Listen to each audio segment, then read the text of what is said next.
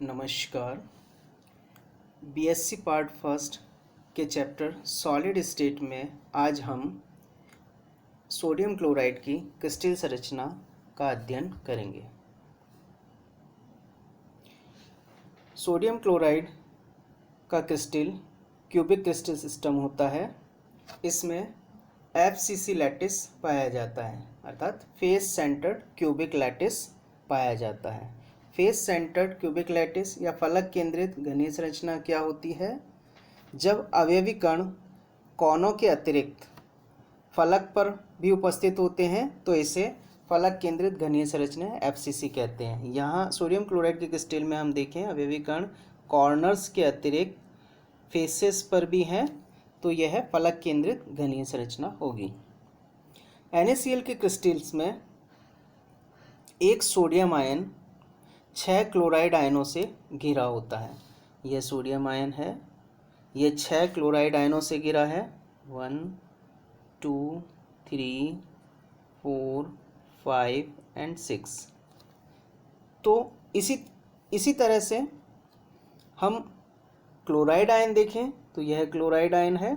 यह chloride ion 6 sodium आयनों से घिरा है। 1 2 3 4 5 और ये 6। तो टोटल एक क्लोराइड आयन 6 सोडियम आयनों से घिरा रहता है और एक सोडियम आयन 6 क्लोराइड आयनों से ऑक्टाहेड्रली घिरा रहता है या अष्टफल के रूप से घिरा रहता है।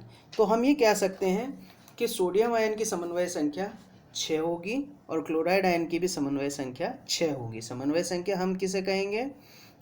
किसी आयन की समन्वय संख्या वह संख्या कहलाती है, समन्वय संख्या कोई आयन जितने दूसरे आयनों से घिरा होता है वह उस आयन की समन्वय संख्या कहलाती है। NaCl की संरचना में हम एक यूनिट सेल की संरचना देखें। यूनिट सेल में एक यूनिट सेल है। इसमें हम देखें कि एक क्लोराइड आयन कॉर्नर्स पर, क्लोराइड आयन जो है कॉर्नर्स पर भी प्रेजेंट है और फेस पर भी प्रेजेंट है। बॉल एंड स्टिक मॉडल में हम सोडियम क्लोराइड के स्ट्रक्चर देखें तो अगर हम क्लोराइड आयन को ग्रीन बॉल से रिप्रेजेंट करें और सोडियम आयन को वायलेट बॉल से रिप्रेजेंट करें तो हम देखें कि क्लोराइड आयन कॉर्नर्स पर उपस्थित हैं और इसके अलावा फेस पर भी उपस्थित हैं, जबकि सोडियम आयन क्यूब के एजेस के मिडिल पॉइंट पर प्रेजेंट है और एक क्यूब के सेंटर में प्रेजेंट है। तो हम ये कह सकते हैं कि क्लोराइड आयन कोनों के अतिरिक्त फेस पर पाया जाता है, जबकि सोडियम आयन क्यूब के एजेस के मिडिल पॉइंट पर और क्यूब के सेंटर पर पाया जाता है।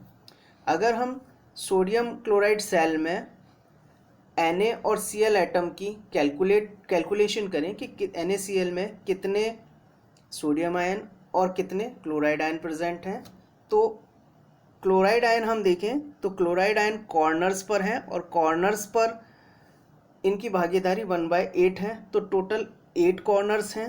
तो कॉर्नर्स पर क्लोराइड आयन होंगे 8 × 1/8 अर्थात 1। फेसेस पर क्लोराइड आयन की भागीदारी हाफ होती है और टोटल 6 फेसेस हैं। तो फेसेस पर 3 क्लोराइड आयन प्रेजेंट होंगे। तो हम ये कह सकते हैं कि टोटल क्लोराइड आयन होंगे 3 + 1 4। इसी तरह से हम सोडियम आयन को कैलकुलेट करें। एजेस, टोटल एजेस हैं 12 और एक एज पर सोडियम आयन की भागीदारी 1/4 है। तो as per total 3 sodium ion होंगे और एक सोडियम आयन क्यूब के सेंटर पर प्रेजेंट होता है। तो टोटल सोडियम आयन हो गए 3 + 1 4। तो हम ये कह सकते हैं कि NaCl सेल में 4 सोडियम आयन होंगे और 4 क्लोराइड आयन प्रेजेंट होंगे।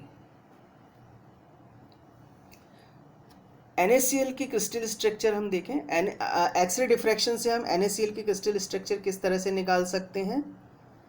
NaCl के प्लेन पर जब एक्सरे इंसिडेंट होती हैं तो उनकी प्लेन 100 और 110 और 111 पर प्रथम कोटि का विवर्तन होता है। तो प्रथम कोटि के विवर्तन के लिए या फर्स्ट ऑर्डर डिफ्रैक्शन के लिए प्लेन 100, 110 और 111 इनके लिए आपतित कोण का मान, इंसिडेंट एंगल का मान 5.9 डिग्री, 8.4 डिग्री और 5.2 डिग्री होगा। अब हम ब्रैग इक्वेशन देखें। ब्रैग इक्वेशन हमारी होती है n lambda equal to 2d sine theta, या हम ये कह सकते हैं कि d equal to n lambda upon 2 sine theta. यहाँ n 1 होगा और लैम्बडा तीनों प्लेन के लिए समान होगा, तो हम ये कह सकते हैं कि d proportional to 1 upon sine theta होगा। यहाँ हम साइन थीटा की वैल्यू यानी थीटा की वैल्यू तीनों प्लेन्स के लिए अलग अलग रखे, 5.9 डिग्री, 8.4 डिग्री और 5.2 डिग्री।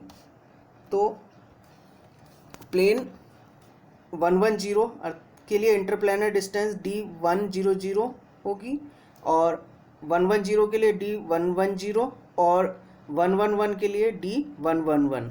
तो इनकी वैल्यूज़ होगी 1 upon sign 5.9 degree, 1 upon sign 8.4 degree और 1 अपॉन साइन 5.2 डिग्री। इनकी वैल्यूज़ अगर हम निकालें तो ये वैल्यूज़ होगी 9.731, 6.844 और 11.04। तो हम कह सकते हैं कि इनका रेशो जो होगा वो होगा 1:0.704:1.136। तो इन तीनों प्लेन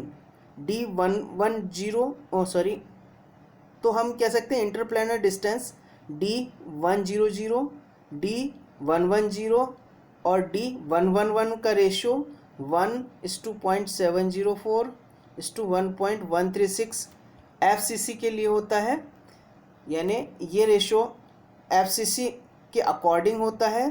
तो हम ये कह सकते हैं कि NaCl की crystal face centred cubic lattice है। तो इस तरह से हम एक्स-रे डिफ्रैक्शन द्वारा NaCl की क्रिस्टल संरचना ज्ञात कर लेते हैं। Thank you.